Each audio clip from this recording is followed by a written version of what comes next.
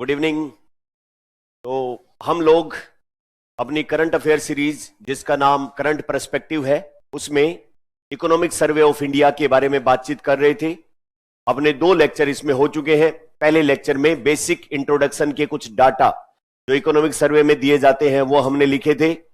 दूसरे लेक्चर में हमने एग्रीकल्चर की भारत के अंदर जो इकोनॉमी में डाटा है, महत्वपूर्ण जो कुछ नंबर्स हैं उनके ऊपर पहले बात की। फिर एग्रीकल्चर से रिलेटेड नई प्रवृत्तियां क्या उभर रही है जिसमें फूड प्रोसेसिंग या एग्रीकल्चर में क्रॉप डाइवर्सिफिकेशन, उन सब के ऊपर बात की, उनके नंबर की बात की। फिर राज्यवार हमने बताया कि कौन सा राज्य कौन सी फसल उत्पादन में नंबर 1, नंबर 2, नंबर 3 है। फिर उसके बाद में एग्रीकल्चर सेक्टर की समस्याएं, फिर एग्रीकल्चर सेक्टर की समस्याओं को सुलझाने के लिए भारत सरकार कौन सी पॉलिसी प्रोग्राम चला रही है। और लास्ट में एग्रीकल्चर के अंदर जो है वो कॉर्न का पार्टिसिपेशन बढ़ना, मक्का का उत्पादन बढ़ना, जिससे एथेनॉल प्रोडक्शन और फूड सिक्योरिटी के बीच में बैलेंस बनाने का चैलेंज, और लास्ट में वे फॉरवर्ड के रूप में एग्रीकल्चर की समस्याओं को कैसे सुलझाया जा सकता है, ये सारी बातें की। आज हम इकोनॉमी का सबसे बड़ा सेक्टर जो पार्टिसिपेट करता है हमारी आर्थिक वृद्धि को बढ़ाने में, सेवा क्षेत्र, सर्विस इंडस्ट्री में भी हम कुछ इसी प्रकार से अपने जो इकोनॉमिक सर्वे में और जीडीपी में जो सेवा क्षेत्र के डाटा है, कुछ नंबर है, उनकी बात करेंगे। फिर सेवा क्षेत्र में कौन से एरिया कवर हो रहे हैं उनकी बात करेंगे। उनमें एफडीआई कितना बढ़ रहा है उसकी बात करेंगे। भारत के अभी recently Oman, UK, European union, New Zealand के साथ में जो एग्रीमेंट हुए हैं उसके थ्रू भारत को अपने ही देश में नहीं बाहर सर्विस सेक्टर में कितनी अपॉर्चुनिटी मिली है उसकी बात करेंगे। फिर एफडीआई कितना आया है, कौन से सेक्टर में आया उसकी बात करेंगे। फिर सेवा क्षेत्र की नई प्रवृत्तियों में एआई यानी कि आर्टिफिशियल इंटेलिजेंस जो है वो सेवा क्षेत्र को कैसे प्रभावित कर रहा है, क्या उस पर सकारात्मक योगदान दे रहा है उसकी बात करेंगे। फिर जो कंस्ट्रक्शन और मैन्युफैक्चरिंग है उसमें सर्विस सेक्टर जो है वो कैसे अपनी भूमिका या कैसे अपनी जगह बना रहा है, यानी कि जो वो सेवाकरण, विनिर्माण और निर्माण क्षेत्र का सेवाकरण, उसके बारे में ये क्या कंसेप्ट है, बिल्कुल फ्रेश, उसके बारे में बात। फिर एनर्जी, टूरिज्म, कम्युनिकेशन, सॉफ्टवेयर, इन सब के बारे में बात करेंगे। फिर उसके बाद में जो अपना एनर्जी जो सेवा क्षेत्र है उसमें क्या चुनौतियां हैं और उनको कैसे पार पाया जाए, उसके लिए क्या पॉलिसी प्रोग्राम स्कीम भारत सरकार चला रही है, उनके बारे में बात करेंगे। तो कुल मिला के इसको भी अपन कॉम्प्रिहेंसिवली पूरा एग्जाम पॉइंट ऑफ व्यू से प्रीलिम्स और मेंस जितने संभावित सवाल आ सकते हैं उन सबको कवर करते हुए आगे बढ़ेंगे। तो सबसे पहले अपने सिलेबस में ये वाला जो चैप्टर है सर्विस वाला, ये कहां काम का है, प्रीलिम्स के लिए अपन ने यहां पर दे रखा है और मेंस के लिए भी दे रखा है। तो प्रीलिम्स में जो अपनी जो है वो आर्थिक वृद्धि के क्षेत्र में स्पेशल अलग से मेंशन कर रखा है, और उसमें ऊर्जा, परिवहन और संचार, ये सेवा क्षेत्र के अंदर आने वाली जो है, और उसमें सेवा क्षेत्र की भूमिका और चुनौतियां, ये सारा स्पेसिफाई अलग अलग कर रखा और इसको अपन ने भी शामिल किया है। एनर्जी को स्पेशली और एक्स्ट्रा शामिल किया क्योंकि आज के दिन क्लाइमेट चेंज और एनर्जी के रिसोर्स और वो सब बदल रहे, उस दृष्टिकोण से ऊर्जा के मामले में भारत आईएसए के साथ भी कनेक्ट, रिन्यूएबल एनर्जी सोर्स का क्या रोल, वो सारी बातें अपन इसमें देखेंगे। फिर उसके बाद मेंस में सेवा क्षेत्र और इंफ्रास्ट्रक्चर जो अपना है उसमें ऊर्जा, परिवहन और संचार, वापस से ऊपर वाला सेम नाम, मतलब प्रीलिम्स में भी सवाल निकले और मेंस में भी सवाल निकले, वो सारी बातें अपन करेंगे। तो सिलेबस लिंकेज के बाद में अपने सबसे पहले नंबर जो इकोनॉमिक सर्वे में और जीडीपी में या जीवीए में सेवा क्षेत्र का कौन सा है। तो अपनी कोई भी जो इकोनॉमी होती है उसमें 3 क्षेत्र, प्राथमिक, द्वितीयक और तृतीयक। तृतीयक क्षेत्र में क्या आता है, सेवा। टर्सरी सेक्टर में सर्विसेज आती है। सर्विसेज में आप क्या क्या शामिल करते हो, बैंकिंग सर्विसेज में आती है, education, tourism, hotel industry service में आती है, ट्रांसपोर्टेशन, हवाई जहाज, पानी का जहाज, सड़क पे चलने वाली गाड़ियां सर्विस सेक्टर में आती है, सॉफ्टवेयर कंसल्टेंसी सर्विस सेक्टर में आती है, कोई पेशेवर है दूसरों को योगा सिखाता है उसकी सेवा क्षेत्र में आएगा, कोई ट्रेंड स्किल देने का काम करता है व्यक्ति, सेवा क्षेत्र में आएगा। तो कुल मिला के जहां पर कोई प्रत्यक्ष वस्तु न देकर सेवा दी जाती है, जीवन को आसान बनाने में मदद की जाती है, वो सारी चीजें क्या आती है, सर्विस सेक्टर में आती है। तो सिलेबस लिंकेज में अपनी इंग्लिश वाली पीडीएफ, कुछ बच्चे रिक्वेस्ट कर रहे कि भाई अपने इंग्लिश वाली भी थोड़ी देर के लिए अपन इस पे रखें ताकि इंग्लिश मीडियम वाले बच्चों को थोड़ी सुविधा हो जाए। तो ये अपना सिलेबस लिंकेज। तो अब जीडीपी के अंदर सर्विस सेक्टर जो है वो टर्सरी सेक्टर में आता है, और किसी भी देश की जीडीपी एडवांस अच्छी उन्नत है उसमें उतना ही ज्यादा बढ़िया होता है कि अगर उसमें सेकेंडरी और टर्सरी सेक्टर का योगदान जीडीपी में जितना ज्यादा होता है। अब इंडिया के अंदर आप देखो तो सामान्यतः जो इंडस्ट्रियल ग्रोथ करने वाली कंट्री होती है उसमें कंस्ट्रक्शन और मैन्युफैक्चरिंग द्वितीयक सेक्टर का योगदान ज्यादा होता है, प्राइमरी का कम होता है और टर्सरी का सेकेंडरी की तुलना में कम माना जाए। लेकिन इंडिया वाली में जीडीपी के अंदर तृतीयक क्षेत्र यानी कि सेवा क्षेत्र और टर्सरी सेक्टर का योगदान प्राइमरी और सेकेंडरी की तुलना में सबसे ज्यादा है। अब इसी आलोक में, इसी कंटेक्स्ट में हम देखें तो सर्विस इंडस्ट्री अपने देश की जो इकोनॉमिक ग्रोथ है, आर्थिक वृद्धि है, उसका इंजन बन गया है। मतलब सबसे महत्वपूर्ण भूमिका, सबसे ज्यादा आर्थिक मूल्य ऐड कर रहा है। अच्छा ठीक है, अपना जो जीवी है, ग्रोस वैल्यू एडिशन, उसके अंदर 50% से ज्यादा जो कंट्रीब्यूट करता है वो कौन करता है? सर्विस इंडस्ट्री करता है। अगर अपनी कुल जीवीए में देखें तो 2014 से अभी तुलना करें रिसेंट एक दशक के बाद, तो 2014 में अपनी जीवीए के अंदर टोटल 100% जीवीए अगर माना जाए, जीवीए को हमने समझा था कि इकोनॉमी में कौन सा सेक्टर कितना योगदान देता है, उन सबको जोड़ दिया जाए तो वो 100% जीवीए है। अब उसमें एग्रीकल्चर का कितना, कंस्ट्रक्शन मैन्युफैक्चरिंग का कितना और सेवा का कितना, वो अलग अलग भी निकाला जा सकता है। जीवीए कैलकुलेशन से हमें क्या सुविधा होती है कि इकोनॉमी का प्राइमरी, सेकेंडरी और टर्सरी सेक्टर किस प्रकार ग्रोथ में अपनी भूमिका निभा रहा है वो अलग अलग अपने को पता लग जाता है। तो सेवा क्षेत्र जो 2014 में अपनी जीवीए जो 100% मानी उसका 50.6% यहां से आता था, अब वो और बढ़ गया है 5%, यानी कि अब कितना हो गया है 2025 में 55.3% हो गया है। भारत जो है वो सर्विस सेक्टर के मामले में अपने यहां पर तो जीडीपी में ग्रोथ कर ही रहा है, प्लस हमारे जो स्किल्ड वर्कर है, पेशेवर है, सर्विस प्रोवाइडर है, चाहे वो नॉलेज के मामले में हो, आईटी के मामले में हो, स्किल ट्रेनिंग के मामले में हो, ट्यूशन देने के मामले में हो या मेडिकल सर्विस देने के मामले में हो, पूरी दुनिया में विश्वविख्यात है। और हम सर्विस प्रोवाइडर के तौर पे पूरी दुनिया में कौन सा स्थान? 7वां स्थान। सर्विस प्रोवाइडर के मामले में 7th पोजीशन पर आते हैं। अपनी जो विश्व सेवा व्यापार, पूरी दुनिया में सर्विस का जितना व्यापार होता है उसको अगर 100% मान लिया जाए तो भारत की हिस्सेदारी उस पूरे 100% में 2005 में 2% थी। अभी रिसेंटली 2024 में वो दुगने से ज्यादा बढ़कर 4.3% हो गई है। पूरी दुनिया में जितने भी टाइप की सर्विस है उसका जितना भी लेन देन व्यापार होता है उसको 100% मान लिया जाए तो इंडिया अभी कितना कंट्रीब्यूट कर रहा है? 4.3। मतलब बहुत ज्यादा गुंजाइश अभी भी है कि हम सर्विस सेक्टर पर काम करें।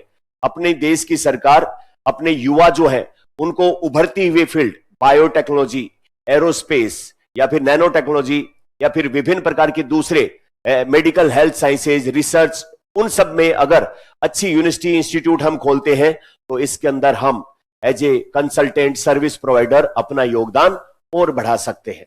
अब इसके साथ में इकोनॉमिक सर्वे में कुछ डाटा और भी दिए हुए हैं, वो डाटा के पॉइंट ऑफ व्यू से अपने को पता होना चाहिए। तो वैश्विक सेवा व्यापार में यही बात सेम यहां पर भी लिखी हुई है, तो ये स्लाइड अपने इकोनॉमिक सर्वे में ली। दूसरा, कोविड से पहले 2016 से 2020 के बीच में अपनी जो टोटल सेवा यानी कि जो हम सर्विस दूसरों दुनिया को प्रोवाइड करा रहे थे उसकी औसत वृद्धि दर 2016 से 2020 के बीच में जो पिछले साल की तुलना में अगले साल जो ग्रोथ हो रही थी वो थी 7.6%। अब पोस्ट कोविड 2023 के बाद से 2023, 24, 25 के दौरान यह है जस्ट दुगनी हो गई है, 14% हो गई है। यानी कि प्री कोविड और पोस्ट कोविड अगर हम देखें तो दुनिया को सर्विस प्रोवाइड करवाने के मामले में पहले जो हम हर पिछले साल से अगले साल ऑन एन एवरेज 7% की ग्रोथ दिखा रहे थे, अब वो हम कितनी दिखा रहे हैं? 14%, जस्ट दुगना हो गया है। उसके बाद जो अपनी सर्विस सेक्टर बढ़ रही है देश में, जैसे सॉफ्टवेयर की नई कंपनियां, इंश्योरेंस की नई कंपनियां, एजुकेशन की नई कंपनियां, टेक्निकल डेवलपमेंट की नई कंपनियां जो खुल रही है, उसमें अपने यहां के लोग तो इन्वेस्टमेंट कर ही रहे। जो विदेशी कंपनी, विदेशी इन्वेस्टर अपने यहां व्यापार करते हैं और जिससे रोजगार सृजन होता है, वो इन्वेस्टमेंट का तरीका क्या कहलाता है? एफडीआई, फॉरेन डायरेक्ट इन्वेस्टमेंट वाला एफडीआई।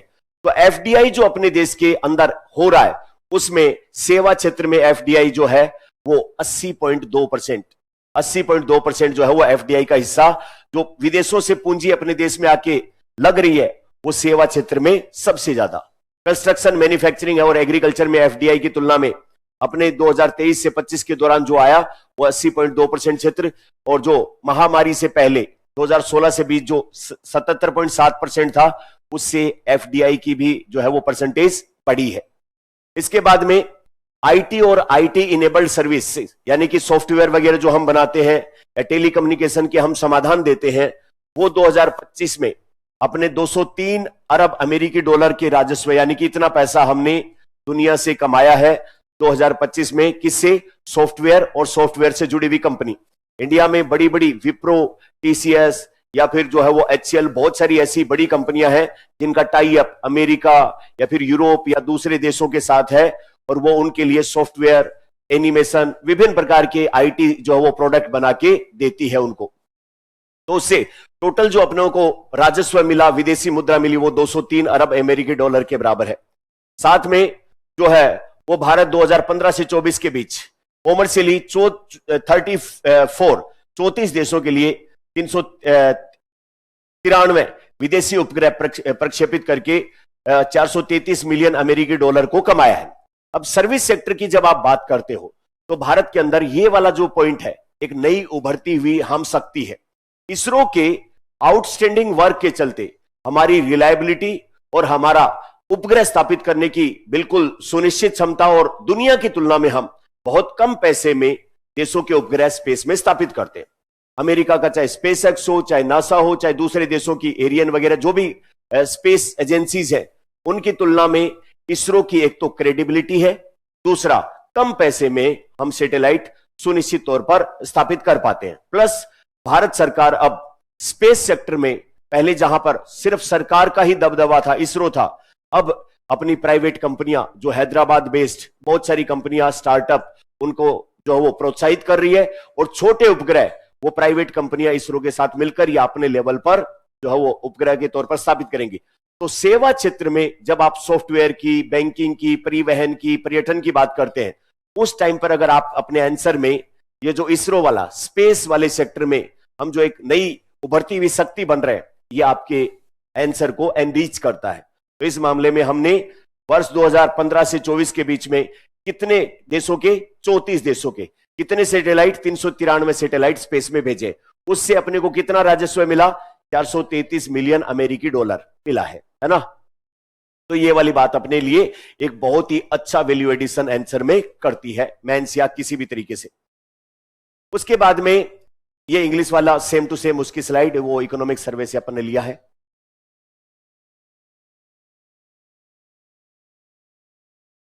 जो जीडीपी के अंदर सेवा क्षेत्र का योगदान है उसके बारे में जो अपन ने शुरुआत वाली इंट्रोडक्टरी लेक्चर में प्राइमरी, सेकेंडरी और टर्सरी सेक्टर का एक साथ दिया था, अब जो है वो अपन सिर्फ सर्विस सेक्टर के बारे में थोड़ी सी हाईलाइट बातें करें। तो अपनी जीडीपी के अंदर कोविड से पहले 2024 की जीडीपी में जो सेवाओं का हिस्सा है वो कोविड से पहले की तुलना में कितना बढ़ गया है? 1.5%, 1.5% जो है वो बढ़ गया है।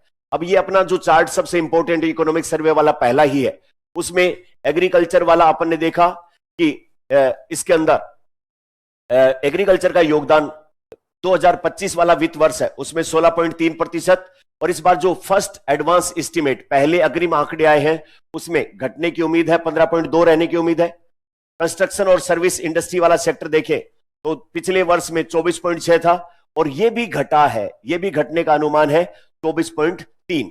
तो सवाल थोड़ा सा कई बार नजदीकी निकालता है कि इस बार अपनी जो जीडीपी है उसमें योगदान किसका घटा है, किसका बढ़ा है। तो एग्रीकल्चर वाला तो समझ में आ जाएगा कि एक विजिबल नंबर है 16 और 15, लेकिन यहां पर 0.3। अब फाइनल डाटा आने के बाद में इसको और ज्यादा क्लियर किया जा सकेगा। तो ये नहीं कि इन दोनों का घट रहा है, प्राइमरी सेक्टर का भी, टर्सरी सेक्टर का, तो बढ़ किसका रहा है? सर्विस सेक्टर का। अब सर्विस सेक्टर में अपने स्पेसिफाई इकोनॉमिक सर्वे में किसको किया है? व्यापार वाणिज्य, होटल, ट्रांसपोर्ट, कम्युनिकेशन, संचार, कम्युनिकेशन एंड सर्विसेज, और जो दूसरा ब्रॉडकास्टिंग, मतलब जो आईटी और जो जितने भी एंटरटेनमेंट इंडस्ट्री वगैरह, न्यूज़पेपर, न्यूज और वो सब चीजें। साथ में फाइनेंशियल सर्विस जिसमें बीमा, बैंकिंग वगैरह वो आ जाएगी। रियल एस्टेट यानी कि जो जमीन को खरीदने बेचने में जो बीच में कंसल्टेंसी का काम करते हैं, आर्किटेक्ट वगैरह, वो सब इसमें आ जाएंगे। प्रोफेशनल सर्विस में जिसमें टीचर, ट्रेनर, फिजियोथेरेपिस्ट, ये डॉक्टर, सब ये आ जाएंगे। पब्लिक एडमिनिस्ट्रेशन, सरकार की तरफ से जो विभिन्न फैसिलिटी प्राइवेट सेक्टर या विदेशियों को दी जाती है वो पब्लिक एडमिनिस्ट्रेशन। डिफेंस सेवाएं, जो डिफेंस इक्विपमेंट और उनको चलाने के लिए फिर वो सॉफ्टवेयर और वो सब सेवाएं, और साथ में अदर सर्विसेज, इन सबको शामिल किया है तो इनका योगदान जो वित्त वर्ष 2025 में था वो कितना था? 49.9%, 49.9%, जो इस बार एडवांस एस्टिमेट के अनुसार कितना बढ़ने वाला है? 51.1 होने वाला है। इसमें फिर क्या होता है कि वो थोड़ा सा डेप्थ में जाए तो पहले वाले होटल, ट्रांसपोर्ट और इनका योगदान कितना था पिछली बार? 15.9 और इस बार 15.8। तो इसका मतलब इसका घटने का अनुमान है ऊपर वाले सेक्टर का। बढ़ेगा क्या? फाइनेंशियल सर्विसेज वाला, और साथ में बढ़ेगा ये पब्लिक एडमिनिस्ट्रेशन वाला। ये 20.8 था, 21.4, और ये पब्लिक एडमिनिस्ट्रेशन वाले में 13.2 से 13.8। तो ये नंबर जो है वो अपने लिए इस बार महत्वपूर्ण हो जाता है कि सर्विस सेक्टर में मोटा मोटी देखें तो अपना जीडीपी में योगदान कितना? 51.1% रहने का अग्रिम अनुमान अपने पास है। पिछली बार कितना था? 50 से 0.1 कम। ठीक है। इसके बाद में एक और डाटा ग्रोथ रेट का, पिछली बार से इस बार सर्विस सेक्टर में कितनी ग्रोथ हुई उसका डाटा। तो हम ये देखें तो supply side by area growth, तो अपना देखेंगे यहां पर सर्विस सेक्टर में जो पिछली साल की तुलना में ग्रोथ रेट 2000 फाइनेंशियल ईयर 25 के अंदर 7.2 थी, इस बार एक अच्छा खासा जंप सर्विस सेक्टर में आया है। अग्रिम अनुमान के अनुसार कितनी रहने वाली है? 9.1% रहने वाली है। इसमें भी देखें तो ट्रेड, होटल वगैरह में 6.1 थी पिछली बार, इस बार 7.5 है, और फाइनेंशियल सर्विसेज वाले में 7.2 की बजाय 9.9 है, और पब्लिक एडमिनिस्ट्रेशन वाले में 8.9 की जगह 9.9 है।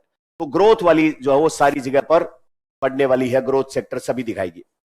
उसके बाद में ये इंग्लिश में, उसके बाद में जो एफडीआई है, बाहर से जो फॉरेन डायरेक्ट इन्वेस्टमेंट आता है, उसमें अगर देखें तो पिछले 2 फाइनेंशियल ईयर 23 से 25 के बीच में एफडीआई का कुल जो है वो सेवा क्षेत्र में, अपने देश में 100% एफडीआई है, उसका सेवा क्षेत्र में कितना इन्वेस्टमेंट रहा? 80.2%। यानी कि बाहर वाले जो सबसे ज्यादा इन्वेस्टमेंट करते हैं अपने यहां पर, वो किस में करते हैं? सर्विस इंडस्ट्री के अंदर। अच्छा, इसमें एफडीआई में भी सर्विस सेक्टर के कौन से वो अलग अलग सेक्टर हैं जिनमें सबसे ज्यादा एफडीआई का पैसा लगा?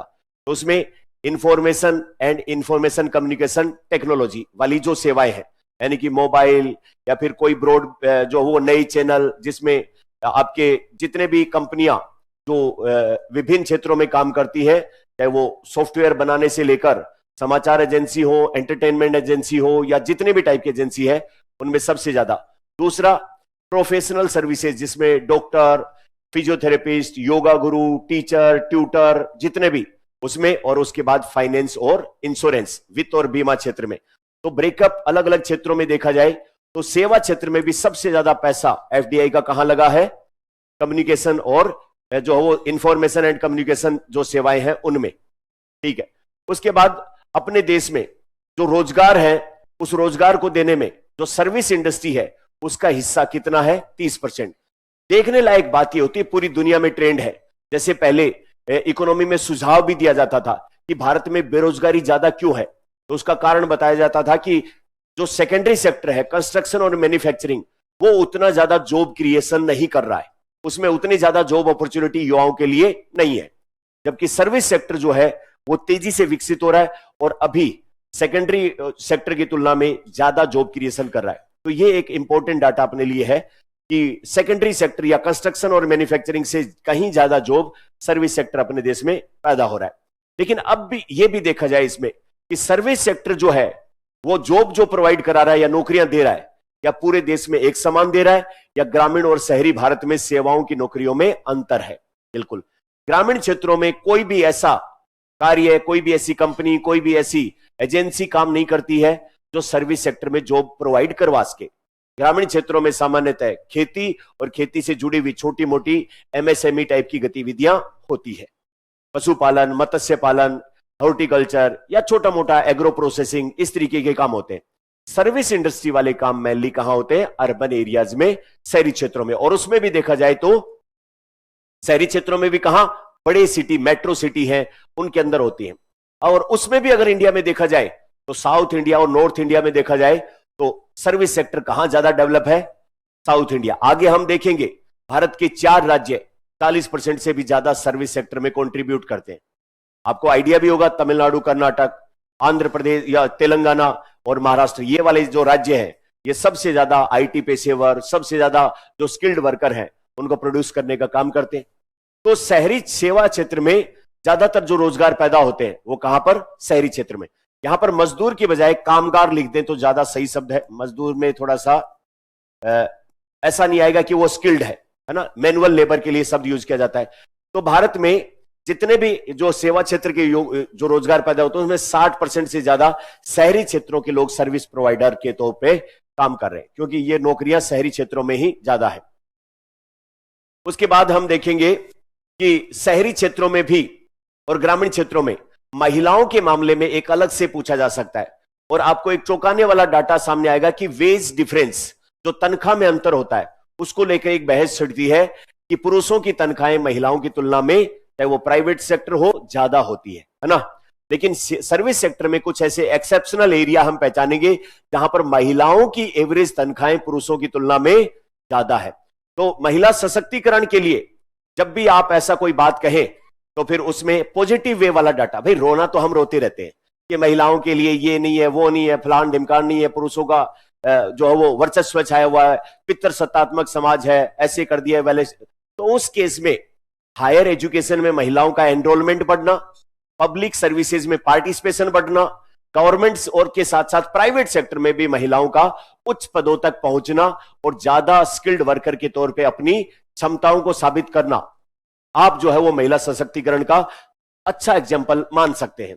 खास करके ये स्टैंड लड़कियों को लेना चाहिए इंटरव्यू के टाइम पर, क्योंकि इंटरव्यू के टाइम पर ज्यादातर जो एटीट्यूड दिखाया जाता है कि भाई हमें तो अभी तक इस भारतवर्ष के अंदर बहुत ज्यादा मौका मिला नहीं, बहुत ज्यादा हमने अपनी क्षमताओं का जो है वो प्रदर्शन नहीं किया है, और अब अगर आगे मिले ये वो, भाई आगे की बात नहीं है, मिलना शुरू हो चुका है। ये कौन कह रहा है बात? भारत सरकार कह रही है, ठीक है बात। तो हम देखें कौन से में, तो 4 राज्य जिनका 40% योगदान किस किस का? कर्नाटक, महाराष्ट्र, तमिलनाडु और तेलंगाना।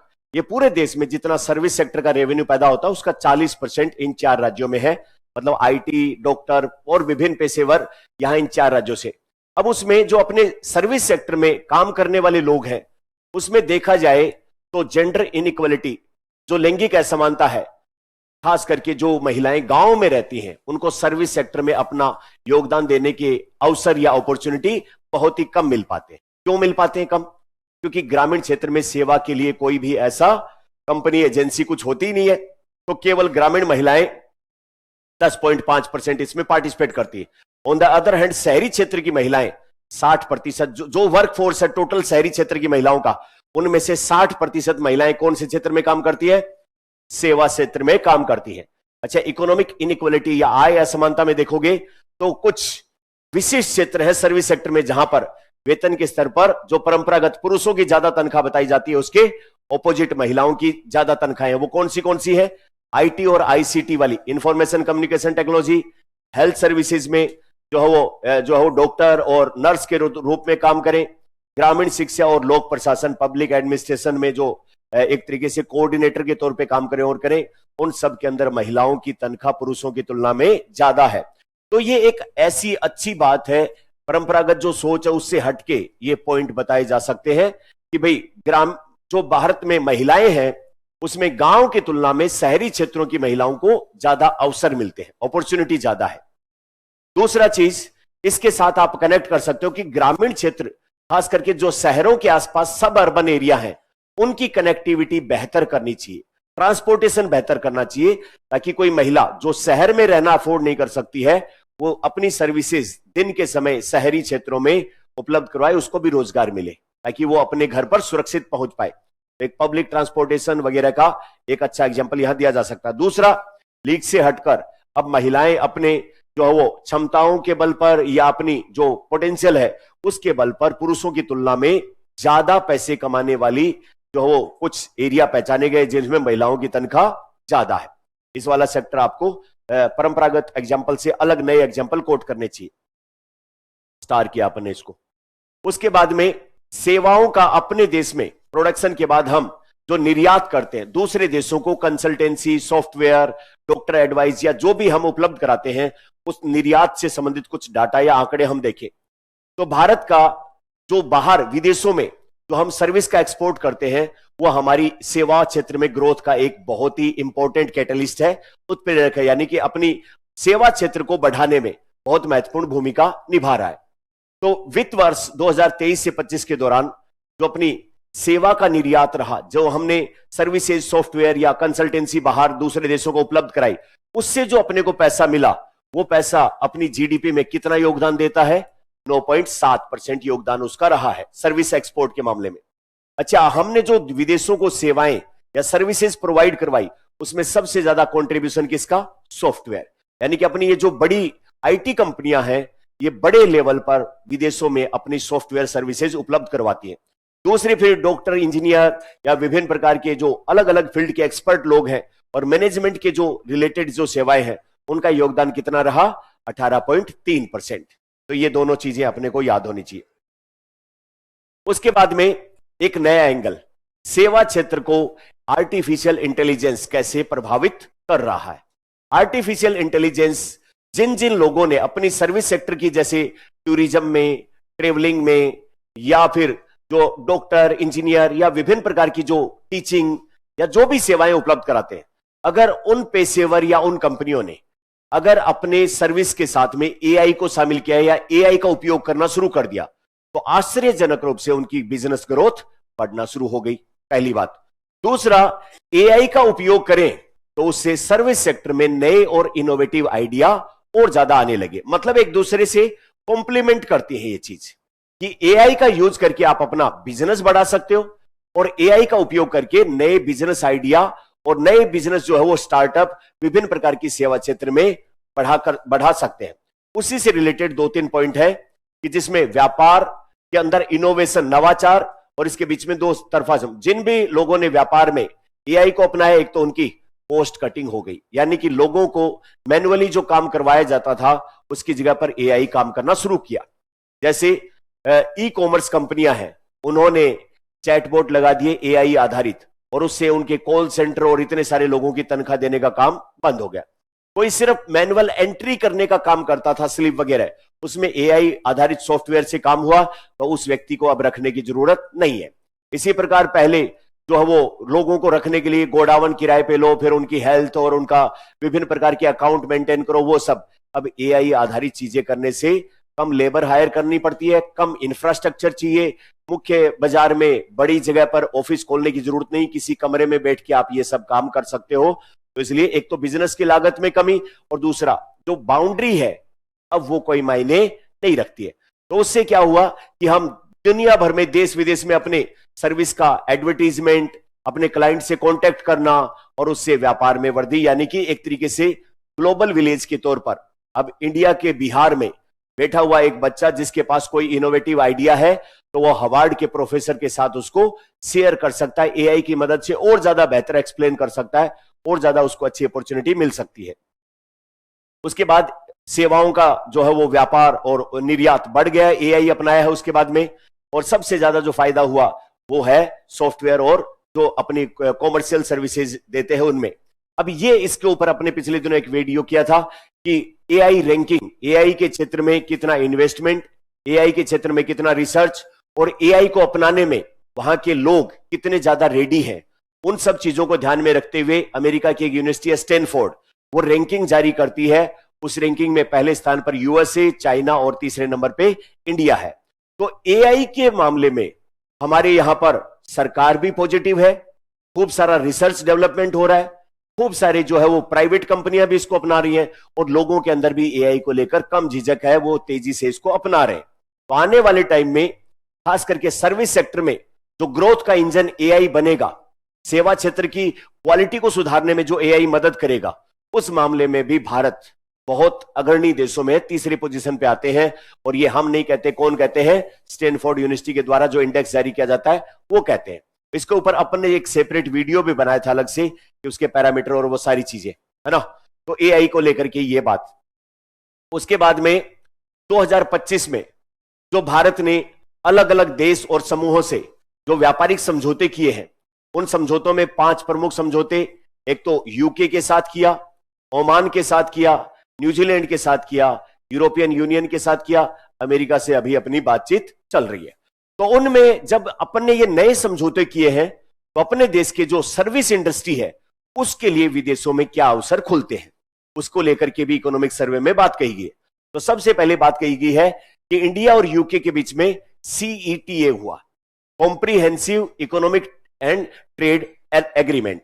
तो इसके अंदर भारत को यूके के 137 जो सर्विस से रिलेटेड सेक्टर हैं, जिसमें software, health, engineering, consultancy, yoga, tutor, teacher, विभिन्न प्रकार के, तो 137 ऐसे एरिया है सर्विस सेक्टर के जहां पर भारत के पेशेवर, भारत की कंपनियों को, भारत के सर्विस प्रोवाइडर को यूके में जगह मिलेगी, जिसमें खाना बनाने वाले शेफ या फिर योगा प्रशिक्षक, शास्त्रीय संगीत, ऐसे लगभग 1800 वैकेंसी यूके के अंदर इंडिया के जो टॉप एक तरीके से स्किल्ड वर्कर हैं उनको वहां पर काम करने का मौका मिलेगा। ये तो इतनी हुई, इसके बाद एक्स्ट्रा और इसी प्रकार भारत और ओमान के बीच में क्या हुआ, CEPA, comprehensive economic partnership agreement. उसके तहत इंडिया को ओमान के 127 जो सर्विस सेक्टर से रिलेटेड अलग अलग कंपनियां हैं, जो क्षेत्र है उसमें पहुंच मिलेगी। और भारतीय कंपनी ओमान के अंदर सेवा से रिलेटेड कोई नया निवेश वहां करना चाहते हैं तो वो अपनी खुद की 100% ओनरशिप वाली यानी कि 100% एफडीआई की अनुमति वहां पर मिली है। इसी प्रकार भारत और यूरोपियन यूनियन का फ्री ट्रेड एसोसिएशन जिसमें टेपा, जिसमें trade and economic partnership agreement अक्टूबर में अभी हुआ ही है, और इसमें जो सारी डिटेल अभी जाके फाइनल होंगी, लेकिन शुरुआती तौर पर देखें तो भारत के आईटी पेशेवर जो अपने लिए झटका था यूएस में, उसका कंपनसेशन कहां हो जाएगा, यूरोप में। फिर व्यावसायिक सेवाएं, सांस्कृतिक, मनोरंजन, और उन सब में भी भारत के सर्विस प्रोवाइडर को बढ़त मिलेगी। तो अपन जब सर्विस सेक्टर की बात करते हैं तो अपने सर्विस सेक्टर का इंडिया में तो ग्रोथ हो ही हो रहा है, प्लस हम विदेशों के अंदर जैसे सामान भेजते हैं, कपड़े भेजते हैं, टेक्सटाइल गारमेंट जो भी भेजते हैं, वैसे ही सर्विस प्रोवाइडर अपने यहां की कंपनियां चाहे भारत में बैठे बैठे या फिर वहां पर अपने ऑफिस कंपनी के आउटलेट खोल के उपलब्ध कराए, उसमें एक अच्छी अपॉर्चुनिटी भारत के लोगों के लिए है। भारत के सॉफ्टवेयर डेवलपर, इंजीनियर, डॉक्टर विश्वविख्यात है, इनकी जो स्किल, जो कैपेसिटी है, मैनेजमेंट कैपेसिटी है, वो जबरदस्त है। तो यूके के साथ में, ओमान के साथ में और यूरोपियन यूनियन, इनके साथ में भारत का सर्विस सेक्टर अब एक नई ग्रोथ की ओर पहुंचेगा। तो ये अपना बाहर के लिए अपॉर्चुनिटी, ये वाला जो है वो बिल्कुल फ्रेश सेगमेंट है, नया। अब इसमें जो क्या कंसेप्ट है, पहले इंग्लिश का और फिर हिंदी का। इंग्लिश वाले में भी अगर आप फोटो लेना चाहो तो ले लो पहले, और फिर वापस से हिंदी का अपन करें। जब भी मान लो, इकोनॉमिक सर्वे में एक उदाहरण भी दे रखा है, मान लो कोई कंपनी है, वो कार बेचने का काम करती है, कार बनाती है, बेचती है, टाटा है, महिंद्रा है, या कोई भी कंपनी। जब कार बना के बेचा जाता है तो कार एक क्या है, गुड्स है, वस्तु है, उसको बेचा जा रहा है। लेकिन कार बनाने से पहले उसका डिजाइन बनाना पड़ेगा, उसका इंजन डिजाइन करना पड़ेगा। तो ये इंजन डिजाइन कौन करेगा, इंजीनियर। तो डिजाइन करना क्या है, सेवा है कि नहीं है, सर्विस सेक्टर में काउंट होगा। उसकी एरोडायनेमिक सेट करना, फिर ये सारी बातें। अब वो कॉन्सेप्चुअल डिजाइन हो गया, उसके बाद में उसको मैन्युफैक्चरिंग किया जाएगा, बनाया जाएगा। फिर उसका एडवर्टीजमेंट करना क्या है, सेवा क्षेत्र में आता है। उसके लिए जो मॉडल और वो सारे जो है वो मैनेजमेंट वाले लोग काम करेंगे, जो वो फिर वो कार बिक जाएगी। बिकने के बाद में आफ्टर सेल सर्विस, उसकी बार बार सर्विस, उसको ठीक होना, उसको टो करके लेके आना, उसको ठीक बनाए रखना, मेंटेन करना, ये किस में आएगा, सर्विस। एक मिस्त्री, एक कारीगर अपनी सेवा दे रहा है। उसके बाद आजकल जो कारें हैं उसके अंदर बहुत सारी चीजें सॉफ्टवेयर से चलती है, चाहे उसका जीपीएस हो, चाहे म्यूजिक सिस्टम हो, चाहे उसका ऑटो लॉक वाला कोई भी सिस्टम हो, और वो सॉफ्टवेयर बार बार हर साल 2 साल से अपडेट करना पड़ता है। तो वो कौन देता है, सर्विस सेक्टर में आता है सॉफ्टवेयर। फिर उसके बाद फोन करके पूछोगे आपकी जो है वो सर्विस ड्यू हो रही है, आप कब इसको जो है वो वापस लेके आ रहे हैं कंपनी के लिए, वो सारी चीजें। प्लस उसके बाद कहे नहीं, मेरी कंपनी जो मेरी कार है उसके अंदर कुछ स्पेशल फीचर, 3D चलने वाली, ये वो सारी चीजें जो सॉफ्टवेयर से ऑपरेट होती है, जिनको कहते हैं वैल्यू एडेड सर्विस। मूल प्रोडक्ट क्या है, कार। अब उस कार में विभिन्न प्रकार के जो है वो सॉफ्टवेयर आधारित नए नए फीचर डाली जाए, तो वो उस कार में क्या कर रहे हैं, वैल्यू एडिशन करते हैं। और वो वैल्यू एडिशन सॉफ्टवेयर या विभिन्न सर्विस के क्षेत्र के लोग ही कर रहे हैं, तो उस कार के साथ में वैल्यू एडेड सर्विस जो है वो भी सर्विस सेक्टर को बढ़ा रही है। इसी प्रकार बैंकिंग सेक्टर, जब कोई कार खरीद लिया, उसकी फाइनेंस से संबंधित बातें, फिर उसको टाइम टू टाइम जो है वो विभिन्न प्रकार की नई जानकारी अपडेट करना, यही बात मोबाइल के साथ में, यही लैपटॉप के साथ में। तो कुल मिला के जो हम वस्तुएं पैदा करते हैं, कंस्ट्रक्शन और मैन्युफैक्चरिंग करते हैं, उसकी डिजाइन से लेकर के रिसर्च एंड डेवलपमेंट, उस वस्तु के बिकने के बाद पोस्ट सेल सर्विस और उससे रिलेटेड दूसरी जो चीजें हैं, वो कंस्ट्रक्शन और मैन्युफैक्चरिंग सेक्टर में सेवाओं के बढ़ते हुए दबदबे को दिखाती है। और यह कहलाता है क्या? वस्तुओं का सेवाकरण या सर्विसिफिकेशन ऑफ मैन्युफैक्चरिंग, विनिर्माण का सेवाकरण। अब ये एक नया कंसेप्ट अपने यहां पर लेकर आया है इकोनॉमिक सर्वे में, और यहां पर एग्जाम में सवाल पूछे जाने की अच्छी गुंजाइश बनती है। एक अच्छा सवाल बनता है ये, है ना? तो इसमें यही चीजें हैं जो अपन अभी बात कर रहे थे। तो परामर्श, लॉजिस्टिक, अन्य विभिन्न प्रकार के जो कंस्ट्रक्शन और मैन्युफैक्चरिंग होती है, उसमें ये एक नया फ्रेश कंसेप्ट इसमें अपने शामिल किया है। उसके बाद में जो है वो सब सर्विस, सब सेक्टर है सर्विस इंडस्ट्री के, सॉफ्टवेयर में, टूरिज्म में, एनर्जी में जो अलग अलग डाटा बनते हैं, वो डाटा अपन अगले वाले लेक्चर में करेंगे, क्योंकि एक साथ में बहुत सारी चीजें हो जाती है। तो हम अगले वाले लेक्चर के अंदर इसके सर्विस सेक्टर के अलग अलग एरिया, जिसमें टूरिज्म, एनर्जी, सॉफ्टवेयर, पेशेवर सर्विसेज, वो सब, इनमें क्या चैलेंज है और इन चैलेंज को सोल्व करने के लिए भारत सरकार क्या नई स्कीम, पॉलिसी, प्रोग्राम लेकर आ रही है। ठीक है, तो आज के लिए इतना, और बचा हुआ इसका पार्ट हम कल के लेक्चर में करेंगे। Thank you very much.